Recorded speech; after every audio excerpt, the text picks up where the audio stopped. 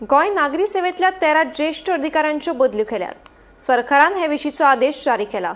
अबीर हेदेची म्हायती संचालक पदार जाल्यार दीपक बांदेकाराची समाज कल्याण संचालक पदार बदली जाल्या।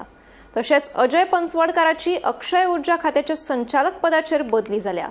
तशेंच सरकारान शेतकी खात्याचो संचालक संदीप फळदेसाय हांच्या सेवेत 3 म्हयन्यांनी मुजतवाड केल्या।